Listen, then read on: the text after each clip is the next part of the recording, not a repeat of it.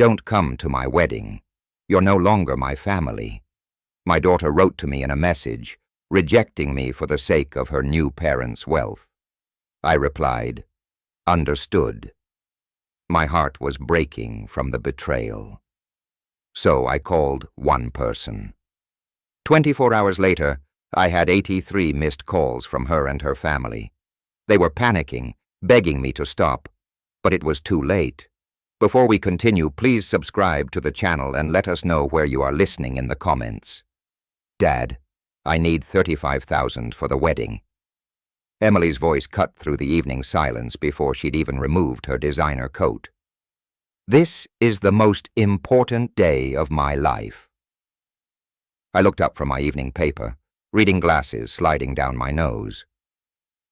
My daughter stood in the doorway, car keys still jangling in her manicured hand, already pacing toward my desk. Sweetheart, sit down. Let's talk about this properly. There's nothing to discuss. She spun around, her heels clicking against the hardwood floor. The Thompsons have already put down deposits. The venue, the flowers, the photographer, everything's arranged. I just need you to cover your share. I set down the paper carefully. $35,000, nearly a quarter of my entire retirement savings. Emily, I can give you $8,000. That's all I can afford on my pension. Her face twisted like I'd slapped her. $8,000. That's pathetic. I walked to my desk, pulled out the bank statements from the bottom drawer. The numbers were clear, printed in stark black and white. Look, honey, this is what I have after your mother's medical bills, after the funeral expenses. Don't you dare bring Mom into this. Emily knocked the papers from my hands. They scattered across the coffee table, landing beside framed photos of our family back when we were whole. The Thompsons say a real father would find a way. Richard took out a second mortgage for his son's wedding. Margaret sold her grandmother's jewelry. I'm not Richard Thompson. No, you're not. Her voice cracked with frustration. You're just content with mediocrity. Content with this tiny house, this tiny life, this tiny pension. I knelt to gather the scattered statements. My wife's photo smiled up at me from the floor. The woman who taught Emily about kindness, about family loyalty. The woman who died believing our daughter would take care of me in my old age. The wedding dress alone costs more than your offering. Emily continued, now standing over me. Do you know how embarrassing it is when they ask about my father's contribution? When I have to explain that my dad used to be somebody, but now he's just what, Emily? She hesitated, but only for a moment. Just a failure. The Thompsons are right about that much. The words hung in the air like smoke. I remained crouched by the coffee table, bank statements in one hand, my wife's photograph in the other. I see. My voice came out steady, quieter than I'd expected. And what do you think your mother would say about this conversation? Emily grabbed her purse from the chair. Mom would want me to be happy. She'd want me to have the wedding I deserve. Would she? But Emily was already at the door. I'll give you a week to figure it out. Find the money, Dad, because I'm not backing down. The door slammed shut. Through the window, I watched her BMW pull out of my driveway, the car the Thompsons had bought her as an engagement gift. I sat back on my heels, still holding my wife's picture. Margaret's eyes seemed different now, sadder somehow, as if she too had heard our daughter's words. The house settled into silence. Bank statements lay scattered around me like fallen leaves, proof of a modest life honestly lived. $8,000. It had seemed like such a generous gift an hour ago. I placed my wife's photo back on the mantel, straightening it carefully. Then I began collecting the papers one by one, organizing them into neat piles on my desk. $35,000. The Thompsons were right about one thing. I wasn't the kind of father who could write that check. But perhaps it was time they learned exactly what kind of father I really was. The coffee had gone cold while I stared at my phone screen. Morning light filtered through the kitchen window, illuminating the Facebook notification that had just arrived. Emily Martin Thompson shared a post. My thumb hovered over the notification. We'd barely spoken on social media since her mother's funeral, but I'd kept her as a friend anyway. A father's stubborn hope, perhaps. I tapped the screen. Finally found real parents. Thank you, Richard and Margaret, for making dreams come true. Blessed new family, wedding planning. The words hit like a physical blow. Real parents. The coffee mug slipped from my fingers, clattering against the kitchen table. Below the text, 3 photos loaded slowly on my aging phone.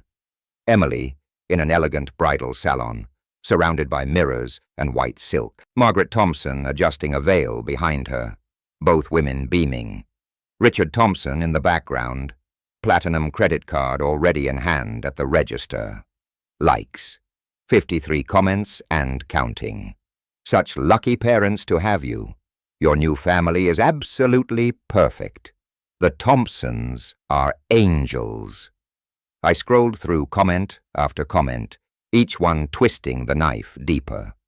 Not one mention of me, not one acknowledgement that I'd raised this woman for 28 years, held her through nightmares, paid for her college, walked her through her mother's death.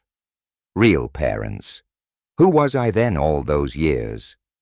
My hands trembled as I screenshot the post, then the photos, then the comment thread. Professional habit from my banking days. Document everything.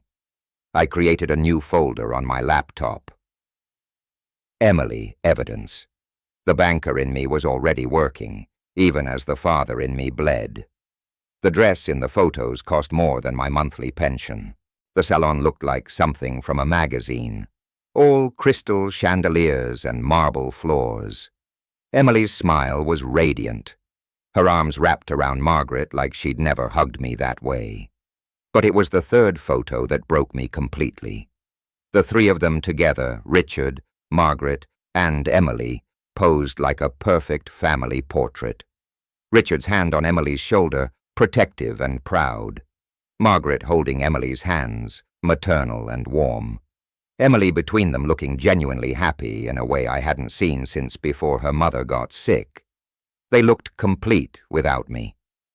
I refreshed the page. 67. Comments now, the likes climbing steadily. My daughter's public declaration of abandonment, celebrated by hundreds of strangers who didn't know I existed. The house felt smaller suddenly, filled with photographs of a life Emily had apparently decided didn't matter. Wedding photos of her mother and me, baby pictures, family vacations, all of it reduced to nothing by a social media post, and 3 carefully staged photographs. My phone buzzed against the table. A text message from Emily. Dad, did you see my post? The Thompsons wanted everyone to know how grateful I am for real support. Still waiting for your answer about the money. 2 hours passed in a haze of rereading comments and screenshots. The Facebook metrics kept climbing. 200 likes now, nearly 100 comments celebrating my daughter's new family. Each notification felt like another small cut. My phone buzzed again. Emily. I stared at the screen for a long moment before opening the message. After everything this morning had already brought, I wasn't sure I could handle more. Don't come to my wedding. You're not my family anymore. The words hit differently than the Facebook post. Public humiliation was one thing. This was personal execution. Final absolute. I read the message 3 times, each pass making it more real. 28 years of fatherhood dismissed in a single text. The child I'd rocked through nightmares, taught to ride a bicycle, walked to her first day of school, gone. My hands trembled as I typed responses, deleted them, typed again. Emily, please, we can work this out. Delete. How can you say that to your own father? Delete. After everything I've done for you. Delete. Finally, I typed 2 words. I understand. Sent. The message showed as delivered, then read. No response came. Emily had moved on, probably back to her wedding planning with her new parents. I walked to the living room, legs unsteady. The photo albums sat on the bottom shelf where they'd been since Margaret's funeral. I pulled out the oldest one, leather-bound and worn at the edges. Our wedding day, Margaret in white lace, me in a rented tuxedo that was slightly too large. We looked impossibly young, impossibly happy. She'd made me promise that day to always protect our future children, to be the kind of father who never let them down. I turned the page. Emily as a newborn, tiny fists pressed against her face, me holding her in the hospital chair, looking terrified and amazed. Margaret used to joke that I'd counted Emily's fingers and toes 50 times that first day. More pages. Emily's first steps, tottering between Margaret and me in our old apartment. Her first day of kindergarten, pigtails and a backpack bigger than she was. Birthday parties where I'd spent weeks building elaborate decorations. Christmas mornings where Emily would drag us from bed at dawn. School plays where she'd find my face in the audience and wave. High school graduation where she'd hugged me so tight I could barely breathe.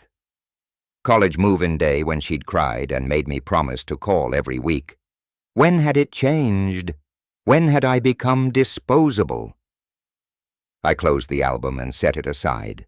Through the window, neighbors were living their ordinary Saturday mornings, walking dogs, checking mail, washing cars, normal families doing normal things.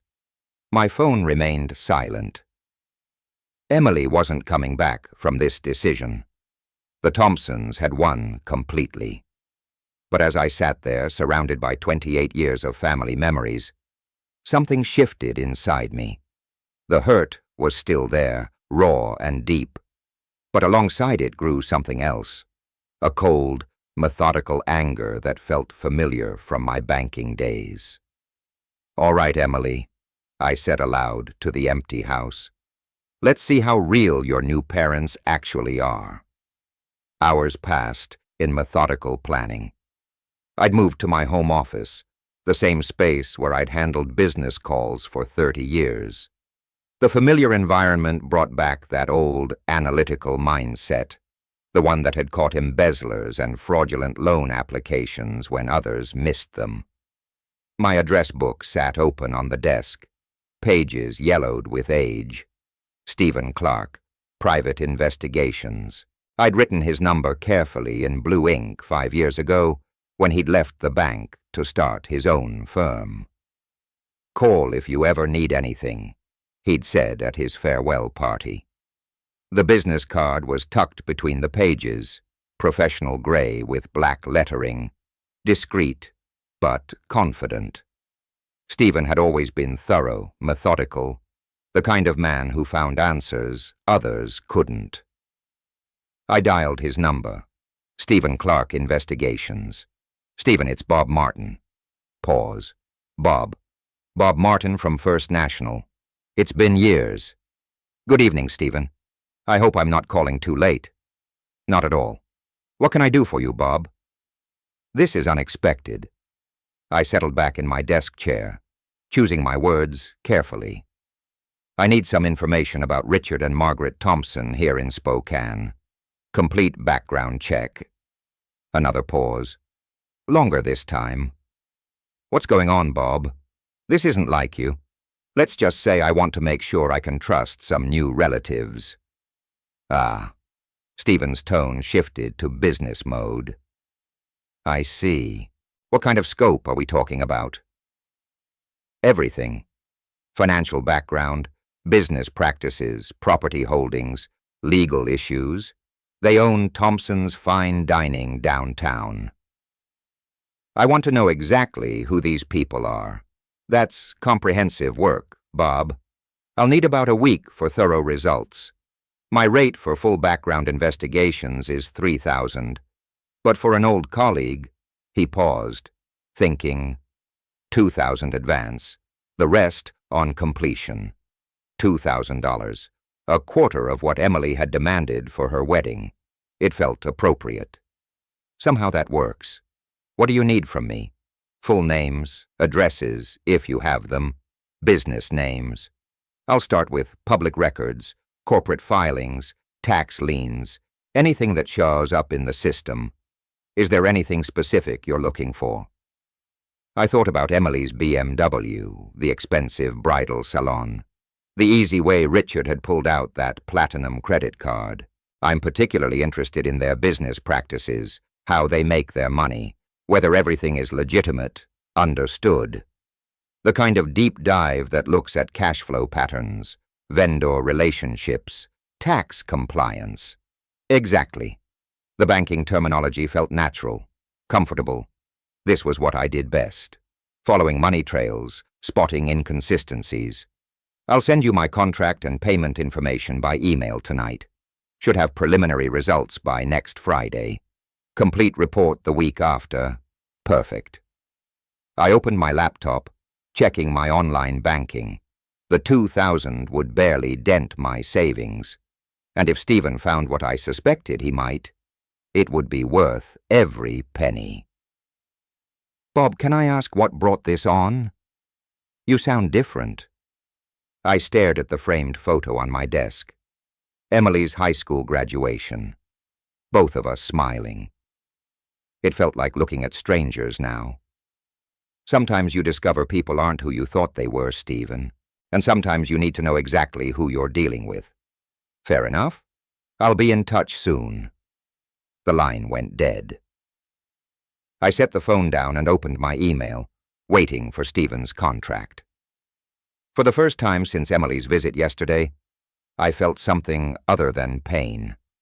I felt purpose. My phone buzzed, a new message from Emily. 3 days of silence had an interesting effect. My phone showed 83 missed calls. I'd kept a careful record in my old banking ledger. 17 from Emily the first day, 15 the second, 15 more today. Richard Thompson had called 23 times, his messages growing shorter and more demanding.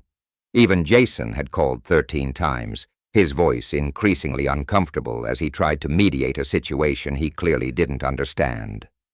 Day 1 had started with curiosity. Emily's first voicemail came at 7:00 a.m. Dad, maybe I was too harsh yesterday. We should talk about this properly. Call me back when you get this. Her tone was testing, probing. Still entitled, but with a crack of uncertainty. By evening, she'd called 6 more times. Day 2 brought frustration. Richard Thompson's voice boomed through my speaker during my morning coffee. Mr. Martin, we need to talk like men. This silent treatment isn't helping anyone. Emily's upset, and frankly, so are we. 27 calls that day. I'd mowed the lawn while my phone vibrated frantically on the kitchen counter. Muted, but insistent. Each buzz felt like a small victory. Today was different. Desperation had crept into their voices. Emily's latest message left an hour ago while I was grocery shopping. Dad, please call me back. I want you to come to the wedding. I'm sorry. Okay, I'm really, really sorry. We can work this out. The Thompsons think they think maybe we all said things we didn't mean. Her voice broke on the last sentence. I sat at my kitchen table with the ledger open, documenting each call with banker precision. Time received. Duration caller emotional tone. The pattern was clear. Morning calls showed hope. Afternoon calls carried frustration. Evening calls revealed desperation. What fascinated me most was how quickly they'd cracked. 3 days, 72 hours of silence, and my daughter, who'd called me a failure, was now begging for my attention. The house had never been more peaceful. I'd read 2 entire books, organized my closets, and prepared meals without interruption. My phone sat on silent, notifications piling up like snow against a window. Sometimes I'd count them during commercial breaks, watching the numbers climb. Richard's calls followed a predictable pattern. Authoritative demands escalating to barely contained anger. His businessman facade was slipping with each unreturned message. Yesterday's voicemail had lasted 30 seconds. "We're trying to be reasonable here, Martin, but this childish behavior needs to stop." Jason's attempts were the most pathetic. Clearly coached by Emily and pressured by his parents, his messages grew shorter as his discomfort increased. "Hi, Mr. Martin. It's Jason. Emily wanted me to, could you please call her back? She's really worried." The spreadsheet in my laptop showed the progression beautifully. Day 1, confusion. Day 2, frustration. Day 3, panic. Each phase documented with the methodical care I'd once applied to quarterly audits. My wife's photo watched from the mantel as I worked. Margaret would have been fascinated by this psychological chess game. She'd always said I was too soft with Emily, too willing to give in. Sometimes she'd whispered during one of Emily's teenage tantrums, "The best response is no response at all." 3 days ago, I'd been the desperate one, begging Emily to reconsider, offering what little I had. Now, the roles had reversed completely. They needed something from me. Acknowledgement, forgiveness, simply proof that I still existed in their world. Stephen's preliminary report was due tomorrow, but honestly, I was starting to wonder if I'd need it. Emily was unraveling beautifully, all on her own. My phone buzzed again. "Emily, call number 48. This time I almost smiled. Riverside Coffee sat half empty on a Tuesday afternoon, exactly what I'd hoped for when choosing this location. Stephen had picked a corner table away from the counter, his briefcase positioned carefully beside his chair. Professional as always. "Bob, I have very interesting information for you." I settled into the opposite chair, notebook ready. I hope it was worth the investment. Stephen opened his briefcase and pulled out a manila folder thick with documents. "Worth it, Bob. They're evading at least $400,000 in taxes over the past 3 years. The number hung between us. $400,000. Emily's wedding budget was a rounding error compared to what her new parents were stealing. "Tell me more." Richard and Margaret Thompson run a sophisticated money-laundering operation through their restaurant. Stephen slid the first document across the table. "Look at this. Monthly deposits from catering services that don't exist." I put on my reading glasses, examining the bank statement. Cleaned photocopies professionally obtained. $53,000 deposited on March the 3rd from Heritage Wedding Catering. Another $47,000 on February 15th from Platinum Events Catering. "I called these companies," Stephen continued. "Half don't exist. The other half never worked with the Thompsons.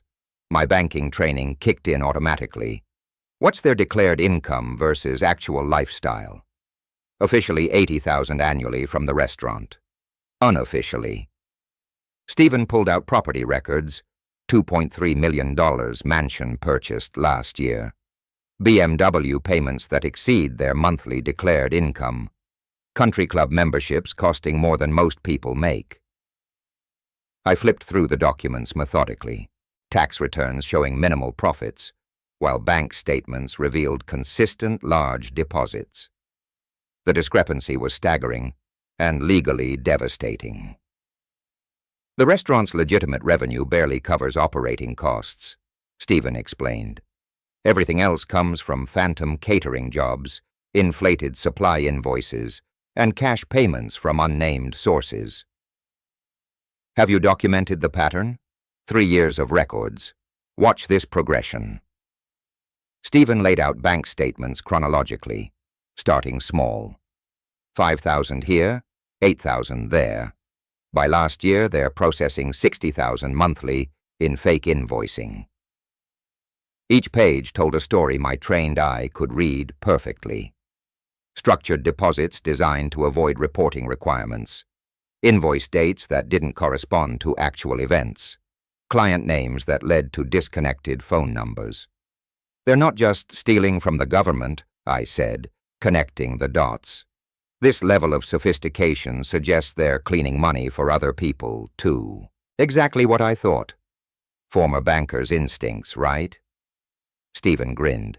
That's why they can afford Emily's wedding demands so easily. It's not their money they're spending. I set down the documents and leaned back. Emily had chosen criminals over her own father. People whose generosity came from theft and fraud. The irony was almost perfect. How solid is this evidence? Solid enough for the IRS, the State Revenue Department, and probably federal investigators.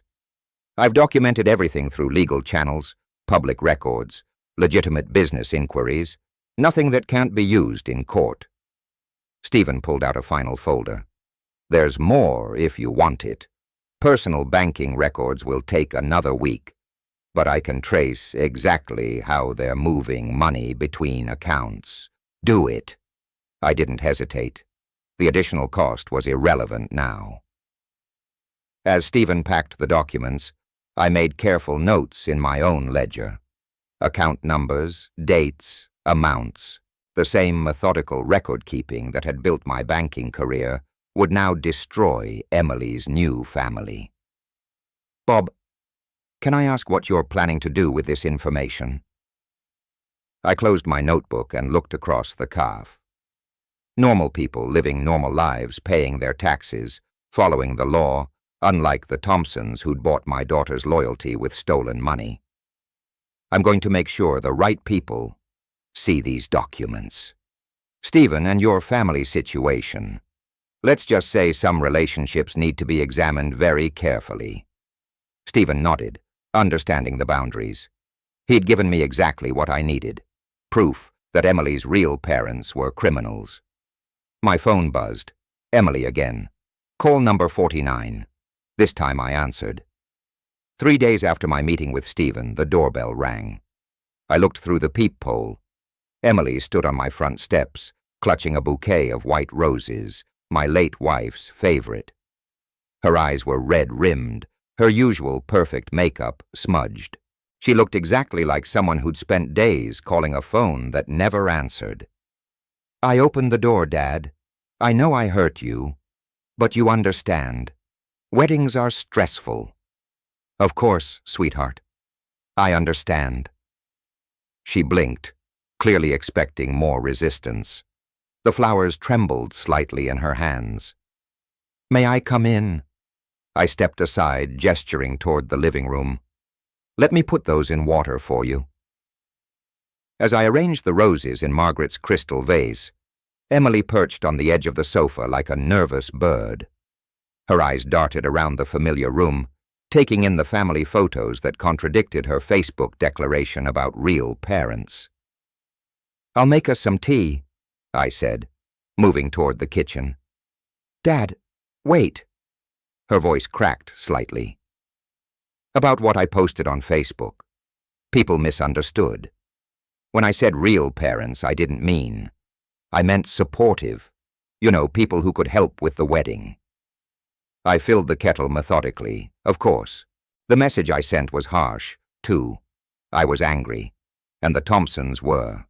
They were so disappointed that we were fighting. They said families should stick together. Wise advice. Emily followed me into the kitchen, hovering while I selected cups and tea bags. Earl Grey for both of us. Another small reminder of our shared history. So you'll come to the wedding. The Thompsons really want to get to know you better. Richard says he'd like to have a proper conversation, Manto Man. I'm sure he would. We'll see. Dad, I know 35,000 was a lot to ask, but you have to understand, this is my dream wedding. The Thompsons have been so generous, and they wanted me to have everything perfect. She paused, watching me pour the hot water. They're not trying to replace you. They're able to do things you can't. Like what, exactly? Well, they understand the restaurant business. They know important people. They can open doors for Jason and me. That, she trailed off, realizing how that sounded. That I can't. That's not what I meant. But we both knew it was. I carried the tea tray to the living room, letting her follow. She sat across from me, cradling her cup like a prayer offering. "The wedding's in 6 weeks," she said quietly. "April 8th. The venue is gorgeous. Thompson's Fine Dining's private event space. Richard's closing the whole restaurant for us. How generous of him. Dad, please don't be like this. I'm trying to apologize. I'm trying to make things right." I sipped my tea, studying my daughter's face. She looked genuinely distressed, genuinely sorry. But underneath the apology was still that familiar entitlement, that assumption that her needs should come first. "You called me 49 times, I said finally. She flushed. I was worried. "You never ignore my calls. Maybe I should have ignored them more often." "What's that supposed to mean?" "Nothing, sweetheart. Tell me more about the wedding plans." Emily brightened, apparently taking this as encouragement. "The ceremony's at 4 o'clock, reception immediately after. We're expecting about 200 guests. The Thompsons know so many people. Business associates, country club friends. It's going to be beautiful."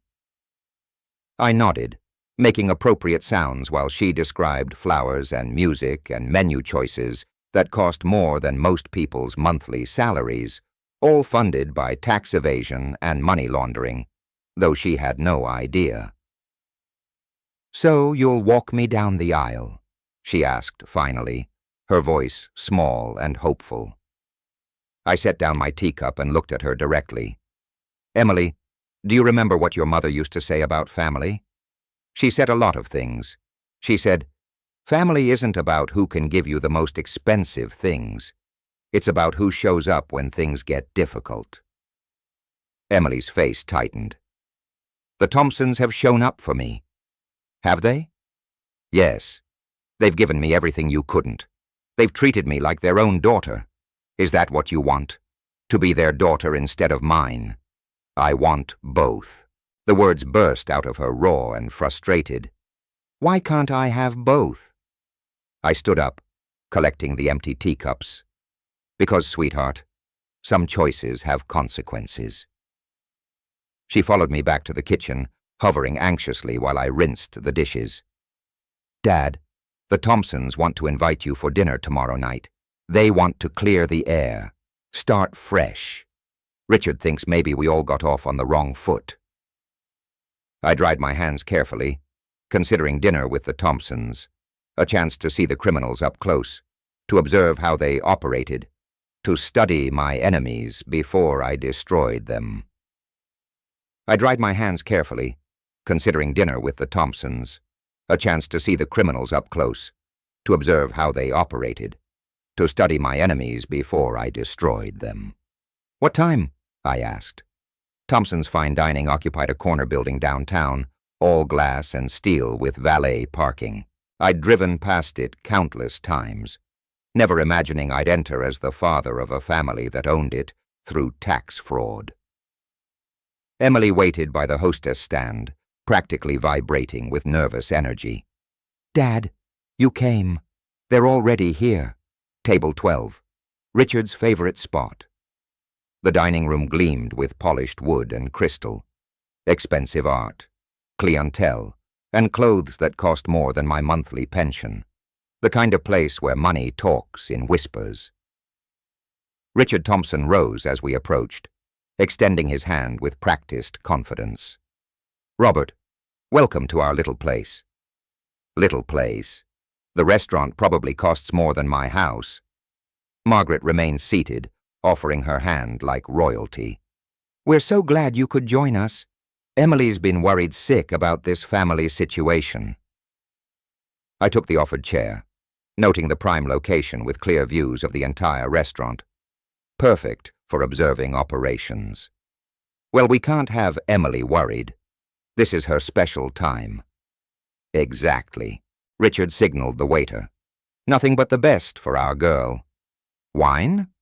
I've got a 2018 Bordeaux that'll change your life. $200 wine. I nodded while mentally calculating how many fake invoices it took to afford such casual luxury. Emily beamed as Richard ordered for the table.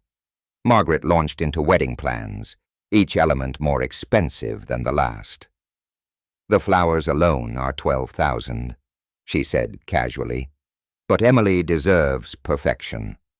She certainly does, I agreed, watching a man at the next table slide an envelope to a woman who pocketed it without looking. No receipt, no record. Classic money laundering. Of course. Richard leaned back. We understand your limitations. Fixed income, modest savings. That's why we stepped in. Emily needed real support. Real support from criminals. I appreciate your generosity. Emily's always dreamed of a beautiful life, and she'll have it. Margaret's voice carried that tone wealthy women used for charity cases. We can give her things that others simply can't. I sipped the expensive wine, watching staff exchange documents at various tables. Cash changed hands, envelopes disappeared, and the Thompsons presided over it all with casual authority. Business seems good, I observed. Outstanding. Richard's chest puffed with pride. We've expanded into catering, private events. The profit margins are incredible, because you don't report half of it, I thought, discreetly photographing an invoice someone had left on the table behind Richard Heritage Wedding. Catering, one of Stephen's phantom companies. Emily chattered about honeymoon plans while I documented evidence. A stack of cash disappeared into a server's apron. A businessman paid with multiple credit cards and an envelope of currency. Robert, Margaret interrupted, we want you to know Emily is family now. Our daughter in every way that matters. You've been very kind to her. Kind? Richard laughed. We've given her a future, country club membership, social connections, business opportunities, things a pension simply can't provide. The condescension was breathtaking. Two criminals lecturing me about providing for my daughter with stolen money. You're right, I said humbly. I couldn't give her what you can. Emily squeezed my hand, radiant with happiness. If only she knew she was celebrating with tax evaders and money launderers. Richard regaled us with business stories, each revealing more criminal activity. Phantom employees, inflated expenses, cash customers who paid premium prices for services that didn't exist. The secret, Richard winked, is understanding cash flow, maximizing income streams while minimizing overhead, minimizing taxes, he meant. My phone buzzed as I photographed another transaction. Stephen, probably with investigation updates. Emily tells me the wedding's at your private event space. Our crown jewel, Margaret gestured toward the back. Seats 300, full catering kitchen. We've hosted senators, judges, important people dining in a money-laundering operation. I'd love to see it sometime. Absolutely. We should have you over again soon. Get to know each other properly. More opportunities to observe their criminal enterprise. I'd like that very much. As dessert arrived, I counted 17 suspicious transactions. The restaurant operated like a financial services company, disguised as fine dining. Emily leaned against my shoulder, wine making her sentimental. I'm so happy we're all family now. Family if she only knew. Richard raised his glass. To family, to new beginnings, to understanding what really matters. I raised my glass, meeting his eyes, to getting exactly what we deserve. The week that followed passed in methodical preparation. I'd cleared my dining room table, transforming it into a command center. Stephen's investigation files sat in neat stacks beside my own photographs from the restaurant, everything organized with the same precision I'd once applied to quarterly audits. Stephen arrived Tuesday morning with his final report, a thick manila envelope that felt heavy with consequences. Bob, this is enough to put them away for 5 years minimum. I opened the folder, scanning pages of documented fraud, bank records, fake invoices, tax returns that bore no resemblance to their actual lifestyle. Professional, thorough, devastating.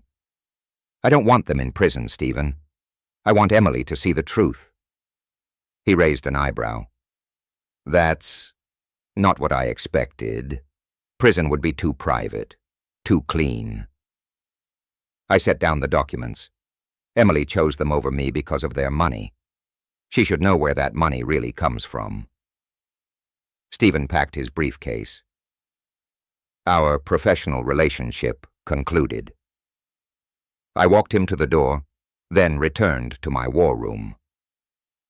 The next 3 days blurred together in careful preparation. I digitized every document, creating backup copies on 3 different devices. The banker and me insisted on redundancy. If one system failed, the others would preserve the evidence. Thursday morning, I drafted my complaint to the IRS. 12 pages of detailed allegations, supported by photographs and financial records. I'd written similar reports during my banking career, but never with such personal satisfaction. Richard and Margaret Thompson have systematically evaded federal taxes through falsified business records and money-laundering operations. I typed the enclosed evidence documents over $400,000 in unreported income spanning 3 years. I printed 3 copies, sealing them in separate envelopes for different federal agencies, the IRS, the State Revenue Department, and the FBI's Financial Crimes Unit. A coordinated attack that would hit them from multiple directions, but the federal investigation would take months to develop. Emily's wedding was in 5 days. Friday evening, I assembled my special wedding gift, a leather portfolio containing copies of every incriminating document, arranged chronologically to tell the story of systematic fraud. Bank statements, fake invoices, restaurant photographs, tax returns, a complete picture of criminal enterprise. On the cover page, I wrote a simple note for Emily, so you can see who your real parents actually are. Love, Dad. Saturday. I drove to 3 different post offices, mailing the federal complaints from separate locations, anonymous tips that would trigger investigations within weeks. By the time the Thompsons realized what was happening, their financial empire would be under federal scrutiny. Sunday morning brought a call from Emily. Dad, I'm so excited you'll be there Tuesday. Margaret's been planning something special. She wants to give a speech about family and how grateful they are to have you as part of theirs. Margaret Thompson giving a speech about family values while running a criminal enterprise. The irony was perfect. That sounds lovely, honey. And Dad, I know I was awful to you before, but having dinner with them made me realize we can all be family together. The Thompsons really care about making you feel included. I'm looking forward to it. After hanging up, I returned to my dining room table. The portfolio sat ready, waiting for the perfect moment. Emily's wedding day would become the Thompson family's day of reckoning. I opened my laptop and composed one final email, scheduling it to send automatically if I didn't cancel it within 72 hours. My insurance policy, a complete evidence summary, directed to the local newspaper's investigative reporter. The subject line read, Local Restaurant Owner's $1 Million Tax Fraud Scheme. Monday passed quietly. I pressed my best suit, polished my shoes, and reviewed the evidence portfolio one final time. Everything was perfect, chronological, comprehensive, undeniable. That evening, as I prepared for bed, my phone buzzed with a text from Emily. "See you tomorrow, Dad. Can't wait for you to be part of our family's celebration." I set the phone aside and looked at the portfolio on my dresser. Tomorrow Emily would discover what kind of family she'd really chosen. Tomorrow, the Thompsons would get exactly what they deserved. The ceremony hall gleamed with white roses and crystal chandeliers, $12,000 worth of arrangements, more than I'd offered Emily for her entire wedding. The venue was perfect, elegant, expensive, everything the Thompsons wanted their money to buy. Emily appeared in the doorway, radiant in silk and lace. Her face lit up when she saw me. "Dad, you're here." She rushed over, her dress rustling like expensive paper. Behind her, Margaret Thompson supervised photographers with the authority of someone who'd paid for everything. "I have something for you," I said, reaching into my jacket. The sealed envelope felt warm against my fingers. "A special wedding gift. Make sure you open it tonight when you have time to read it properly." Emily took the envelope, eyes bright with curiosity. "What is it?" "Something important. Something that will help you understand your new family better." She hugged me, still clutching the envelope. "Thank you for being here, Dad. Having you accept the Thompsons means everything to me." I watched her tuck the envelope into her bridal bag next to her lipstick and tissues. Such a small package to contain such explosive information. Guests began filing in. 200 people in their finest clothes, all here to witness Thompson generosity. I recognized faces from the restaurant, business associates who'd probably participated in money laundering without knowing it. Richard Thompson appeared beside me in his designer tuxedo. "Robert, Emily looks beautiful, doesn't she?" "She does indeed. We spared no expense today, only the best for our girl." He gestured toward the elaborate arrangements. "Costs more than most people make in a year. But Emily deserves perfection. Perfection bought with stolen money." Margaret joined us, jewelry sparkling. "Robert, we've seated you in the third row, family section, but we wanted everyone to see Emily clearly. Third row, behind Thompson relatives and business partners. My role as father reduced to honored guest status. The musicians began playing. I found my assigned spot, noting how the Thompsons had arranged everything to showcase their importance. They sat in the front row like royalty, accepting congratulations from guests who praised their generosity. "Such a beautiful wedding," the woman beside me whispered. "The Thompsons have been so good to that girl." Emily appeared at the back of the hall, glowing with happiness. No traditional father-daughter walk. Richard Thompson had claimed that honor, too, walking beside her as the man who'd made this day possible. I watched my daughter float down the aisle on the arm of a tax-evading criminal, her face radiant with joy. The ceremony began with elaborate readings about love and family values. Margaret dabbed her eyes with a silk handkerchief, playing devoted mother figure. Richard beamed with patriarchal pride, accepting whispered thanks from guests. "They've been like parents to her," someone behind me murmured. "So generous." I smiled and nodded, playing my part perfectly. The humble father, grateful for Thompson kindness. Jason recited his vows with nervous sincerity. Overwhelmed by the wedding's grandeur, Emily responded with tearary gratitude, thanking the Thompsons for making dreams come true.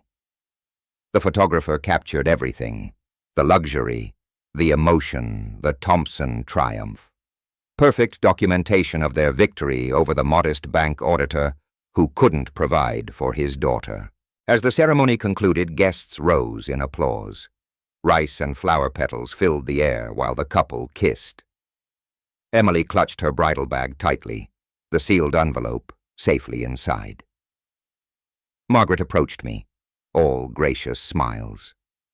Robert, we're so pleased you could share this moment. Emily needed her father here to make it complete. Thank you for including me. We're family now. We'd love to have you for dinner again soon. Share more about our business, our success. You might find it educational. Educational indeed. I'd like that very much. The receiving line formed. I watched Emily accept congratulations while clutching her bag. Every few minutes, she'd pat it gently, making sure my gift remained safe. In 6 hours, she'd be home, opening that envelope, reading about tax evasion and money laundering, learning exactly what kind of family values her real parents represented. The Thompsons posed for photographs, arms around Emily like proud parents. Flashbulbs captured their moment of absolute triumph. I checked my watch. Hours of celebration remained before Emily discovered the truth. But discovery was inevitable. The envelope sat in her bag like a ticking bomb, counting down to the moment when everything would change. The Davenport Grand Ballroom sparkled with crystal and candlelight. Emily and Jason sat at the head table, surrounded by wedding gifts. The reception had lasted 4 hours. Dinner, toasts, dancing, everything the Thompsons had orchestrated to perfection. I watched from my assigned table as Emily finally reached for her bridal bag. The sealed envelope emerged pristine white against her silk gloves. "What's this, Dad?" she called across the ballroom, holding up my gift. "Open it, sweetheart. It's something special." She broke the seal carefully, unfolding the cover letter first. I'd written it simply, "Dear daughter, meet your real parents." Emily's smile faded as she read. Her eyes moved to the documents beneath. Bank statements, tax returns, money, laundering evidence, page after page of Thompson crimes, professionally documented. The color drained from her face. "Emily?" Jason leaned over, concerned. "What is it?" She handed him the letter, then spread the financial documents across the white tablecloth. Bank records showing unreported income, fake catering invoices, tax returns claiming poverty while living in luxury. Margaret Thompson noticed the commotion first. "Emily, dear, what's wrong?" Emily looked up, documents clutched in trembling hands. "Is this true? Are you really stealing money?" The ballroom began to quiet. Nearby guests turned toward the head table, sensing drama. Richard Thompson stood quickly, face flushing red. "That's all lies. Your father's just jealous because we could give you what he couldn't." "Jealous?" I rose from my seat, walking toward the head. Every eye in the ballroom followed me. "No, Richard. I just wanted my daughter to know the truth about her new parents." Margaret grabbed for the documents, but too late. Guests at nearby tables had already seen them, phones appearing to photograph the evidence. $400,000 in tax evasion, I announced to the room. Money laundering through fake catering services. Your wedding was paid for with stolen money, Emily. Emily stared at the documents, then at the Thompsons, then back at the evidence. The flowers, the venue, everything. All of it, I confirmed, funded by criminal activity. Richard's face turned purple. "You bitter old man. You're trying to ruin your own daughter's wedding. I'm trying to save her from criminals." The ballroom erupted in whispers. Guests pulled out phones photographing the documents Emily held. The scandal was spreading in real time, captured by 200 witnesses. Margaret tried desperately to control damage. "Please, everyone, this is a misunderstanding." "The IRS doesn't think so," I interrupted. "I filed formal complaints 3 days ago. The federal investigation starts Monday." Emily dropped the documents, covering her face. "All this time, all your generosity, it was stolen money." "Emily, you have to understand," Richard began. "I understand perfectly." Her voice was hollow. devastated. You bought me with money you stole from other people. The wedding photographer captured everything. Their panic, Emily's breakdown, scattered evidence across the head. Perfect documentation of their public destruction. Guests began standing, some approaching for closer looks, others backing away as if witnessing a crime scene. The elegant reception had transformed into a scandal. Jason sat frozen, staring at his new in-laws.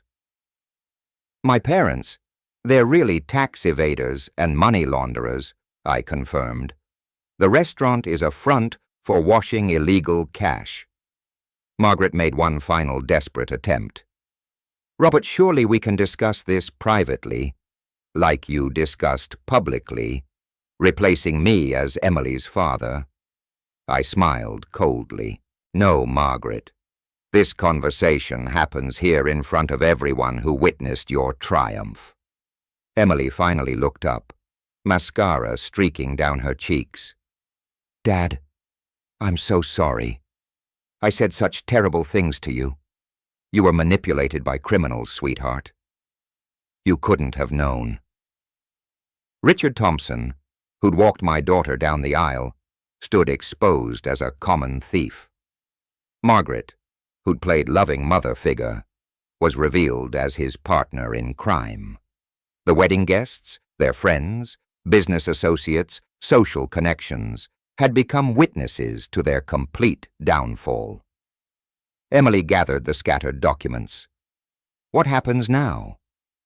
Now, I said, watching the Thompsons' faces crumble. Justice happens. The ballroom buzzed with conversation, phones, and reputations being destroyed in real time. The envelope had opened, the bomb had exploded, and the Thompsons were getting exactly what they deserved. 5 days later, Emily stood on my doorstep with tears streaming down her face and her arms full of expensive gifts. Dad, I'm so sorry. I was a terrible daughter. She collapsed into the living room chair.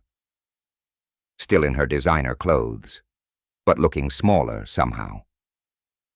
The diamond earrings Margaret had given her caught the afternoon light, sparkling like guilt made manifest. You're my daughter, Emily. Emily, and I'll always love you. But now you know the difference between people who really love you and people who just want to use you. She nodded, wiping her eyes with a tissue. I brought everything back. All the jewelry, the clothes, the purse. I can't keep any of it now that I know where it came from. I watched her unpack the expensive items onto my coffee table. Thousands of dollars worth of gifts, each one a small bribe to buy her loyalty. The diamond bracelet Richard had presented so proudly. The designer handbag Margaret had insisted she needed. All of it tainted now by the truth. How can you forgive me after everything I said to you?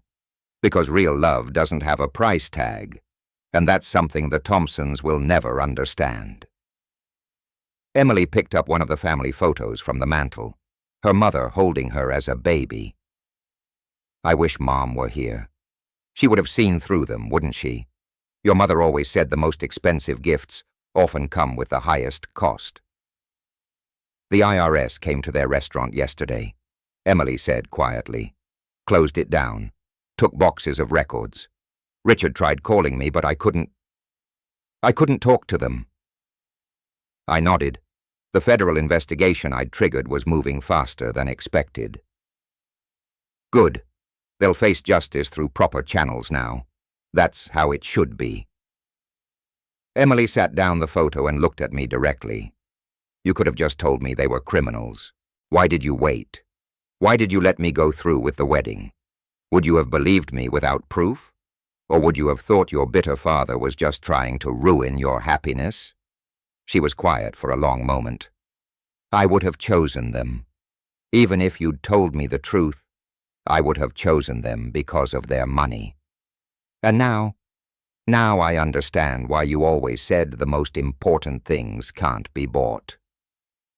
We spent the afternoon going through old photo albums, pictures of Emily's childhood, family vacations on modest budgets, birthday parties in our small backyard.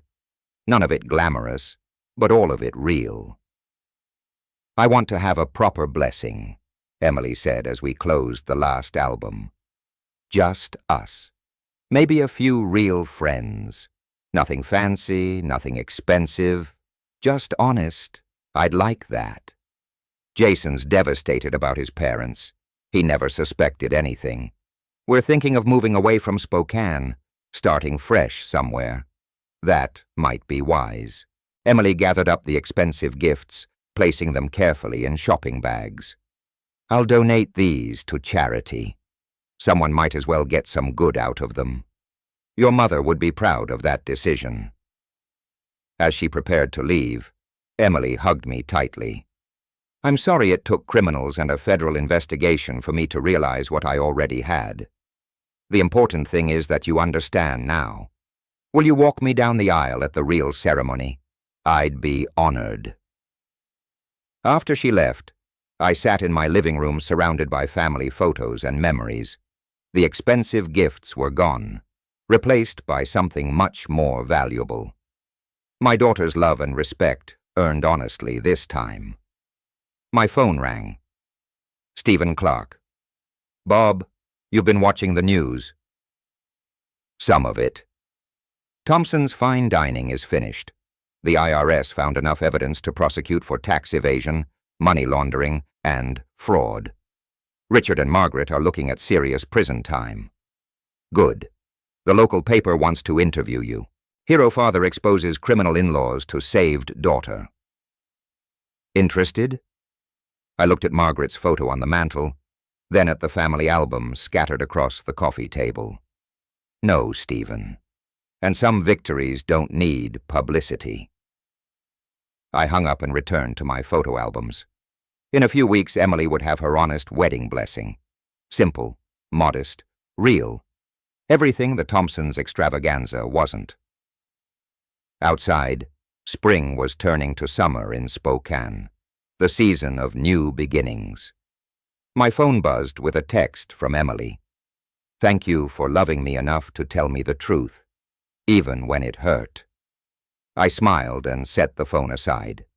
Justice had been served. My daughter was safe. And sometimes that's exactly enough. If you like this story, please like this video, subscribe to the channel, and share your impressions of this story in the comments. To listen to the next story, click on the box on the left. Thank you for watching.